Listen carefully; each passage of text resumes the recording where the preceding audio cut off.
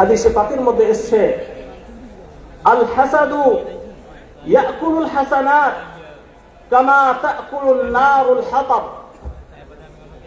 সাধারণত এই বিপদ যেগুলো হয় সেগুলো কেন হয়? হিংসার জন্য হয়, বিদ্বেষের জন্য হয়। কারোর প্রতি কারোর যখন হিংসা থাকে তখন সে তার বিপদ করে, সুতরাং জনাবে রাসূলুল্লাহ সাল্লাল্লাহু আলাইহি ওয়াসাল্লাম আবু দাউদ শরীফের হাদিসের মধ্যে বলছেন, আল হাসাদু ইয়াকুলুল হাসানাত কামা তাকুলুন নারুল হাতাব।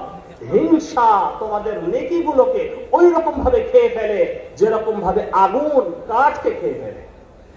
কাঠকে যেরকম ভাবে পুড়িয়ে শেষ করে দেয়, ঠিক সেই রকম ভাবে হিংসা বিদ্বেষ তোমাদের নেকিগুলোকে খেয়ে ফেলে, তোমাদের নেকিগুলোকে শেষ করে ফেলে।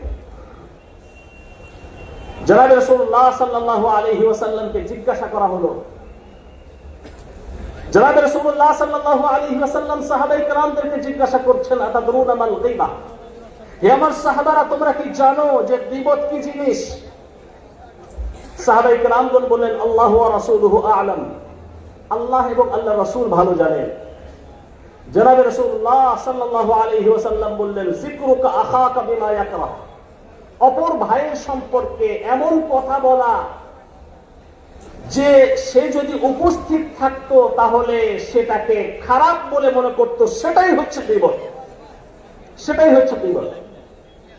জনাবে রাসূলুল্লাহ সাল্লাল্লাহু আলাইহি ওয়াসাল্লামকে সাহাবারা বললেন, আফারাআইতা ইন কানা ফীহি মা আকুল, হে আল্লাহর রাসূল, যদি সেই ব্যক্তির মধ্যে সেই খারাপ জিনিসটা থেকে থাকে তাহলেও কি গীবত হবে?